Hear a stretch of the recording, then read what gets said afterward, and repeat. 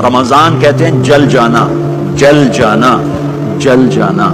تو اس کو روزے کے ساتھ کیا مناسبت ہے کہ جب کوئی مرد عورت روزہ رکھتا ہے یا رکھتی ہے تو پچھلے 330 دن کے گناہ، آج روزہ رکھا، پٹی تیار ہو گئی، گناہ ڈال کے جلاؤ، دوسرے دن اور گناہ جلاؤ، تیسرے دن اور گناہ، چوتھے دن اور، 30ویں دن سارے گناہوں کو اللہ تعالیٰ جلا کے راکھ کر کے ایمان والے مرد عورت کو پاک کر کے صاف کر کے آخری رات کہتا ہے جاؤ بخشے بخشائے چلے جاؤ، جاؤ بخشے بخشائے چلے جاؤ۔ تو میرے نبی تو 2 کھجور پہ روزہ رکھتے تھے۔ اور ایک بڑا خوبصورت واقعہ ہے رمضان کا، کہیں سے بکرے کی سری پکی ہوئی آ گئی تو اب بڑے شوق سے کھا رہے تھے، اور ساتھ ارباز بن ساریہ بھی تھے، حضرت علی بھی تھے اور حضرت مقداد بھی تھے، 3-4 آدمی سحری کھا رہے تھے۔ بلال رضی اللہ تعالیٰ عنہ آئے کہ یا رسول اللہ سحری کا ٹائم ختم ہو گیا ہے، میں اذان دینے جا رہا ہوں، آپ کھانا پینا بند فرما دیں۔ آپ نے کہا ٹھیک ہے، وہ باہر چلے گئے، اذان دینے لگے، پھر خیال آیا میں دیکھ لوں کہ آپ نے کھانا چھوڑا کہ نہیں چھوڑا، واپس آئے تو آپ کھا رہے تھے۔ یا رسول اللہ واللہ لقد اصبحت، اللہ کی قسم صبح ہو گئی۔ آپ نے ہاتھ پیچھے کر لیا، کہا ارے بلال نہیں ہوئی تھی، نہیں ہوئی تھی، تیرے قسم کھانے پر اللہ نے پہلے نکال دیا اس کہ تیری قسم جھوٹی نہ پڑے۔ حضرت علی نے فرمایا اگر بلال قسم نہ اٹھاتے تو جب تک میرے نبی کھاتے رہتے اللہ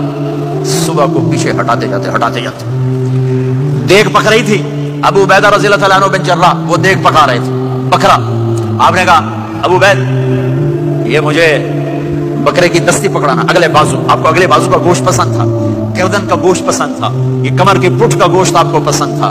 دودھ پسند تھا، برنی کھجور پسند تھی، اجوا کھجور پسند تھی، تازہ روٹی پسند تھی۔ آپ یا تازہ کھاتے تھے یا فاقہ، توڑی طرح نہیں 8 دن پکا کے فریج ڈنٹ ٹھوک دے ہو تو کاٹ کے گرم کیتی رکھو تو کھاتی رکھو، یا آپ تازہ کھاتے تھے یا فاقہ فرماتے تھے۔ ایک دفعہ فتح مکہ پر ام ہانی کے گھر آپ نے باسی روٹی کھائی، ورنہ آپ نے ہمیشہ تازہ یا فاقہ یا تازہ یا فاقہ، کبھی جس کھانے پہ رات گزر جاتی اسے نہیں کھاتے تھے، تسی ماشاءاللہ 8 راتوں جو کھدی جاندے۔ ہاں تو کہنے لگے عبید یہ دستی پکڑانا، تو انہوں نے ایسے بکرے کا بازو نکال کے پورا آپ نے یوں پکڑا، نوچ کے پھینکا، کہا دستی پکڑانا، انہوں نے یوں نکالا، ڈوئی سے آپ نے پکڑا، کھایا،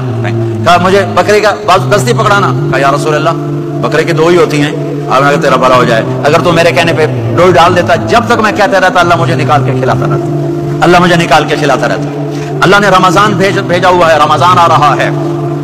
اللہ کی رحمتوں کا پر جنت کے دروازے کھل گئے، جہنم کے دروازے بند ہو گئے، ایک دوسرے کو معاف کر دو، روزے کی حفاظت کرو۔ آپ بہت سے بہن بھائی آئے بیٹھو، لڑے ہوئے ہوگے، ناراض ہو گئے، میاں بیوی لڑے ہوئے ہوں گے، بھائی بہنیں لڑی ہوں گی، رمضان آ رہا ہے، تیاری کرو۔ جیسے حج پر جانے سے پہلے معافیاں مانگتے ہو، رمضان سے پہلے بھی ایک دوسرے سے معافی مانگو، ایک دوسرے کو معاف کرو، ایک دوسرے کو درگزر کرو، خود جا کے معافی مانگ لو، اللہ آپ کا مقام اونچا کر دے گا، مرتبہ اونچا کر دے گا۔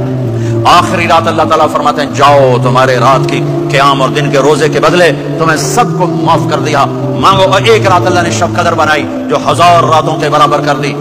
وہ آج آپ کی تو راتیں بڑی چھوٹی ہیں، 5 راتیں جاگ لو، 3 گھنٹے دی بھی نہیں رات ہوتی، تو 5 راتیں جاگ لو،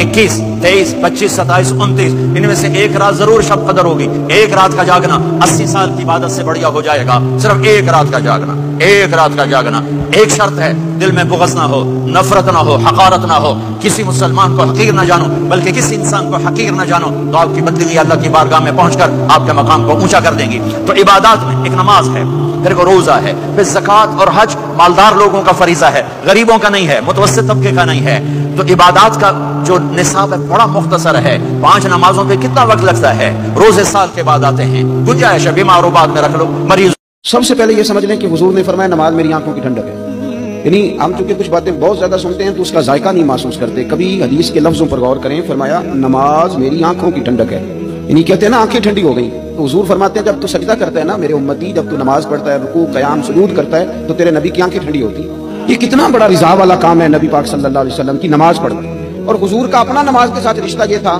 کہ سورج گرہن ہوا تو حضور نے نماز کی نیت مان لی، چاند گرہن ہوا تو نماز پڑھنے لگے، تیز بارشیں طوفان کی صورت میں آئیں تو نماز پڑھی، بارش نہیں ہوتی تو نماز پڑھی، حتیٰ کہ جنگوں کے موقع پر بھی میرے نبی پاک نماز کی کثرت فرماتے تھے، ہر موقع پر نماز کی طرف توجہ۔ نماز حضور کی چاہت ہے، آنکھوں کی ٹھنڈک ہے۔ وہ کس طرح کا امتی ہے جو یہ نہ چاہے گا کہ میرے نبی کی آنکھیں ٹھنڈی ہوں؟ آپ نماز پڑھیں، نماز میں آپ کا مسلمان کوئی لوارث ہے کہ ٹینشن لے؟ رب رسول کے ماننے والے بھی پریشان ہوا کرتے ہیں، وہ ہم اس رب کے ماننے والے ہیں جو کہتا ہے کہ تم حد میں نہ پریشان ہونا کہ سویرے ملے گا تو شام کو نہیں ملے گا معاذ اللہ، اور شام کو تمہیں دیکھا جائے گا تو صبح نہ دیکھا جائے گا، تم اس کریم کے ماننے والے ہو جسے نہ اونگ آتی ہے نہ نیند آتی ہے۔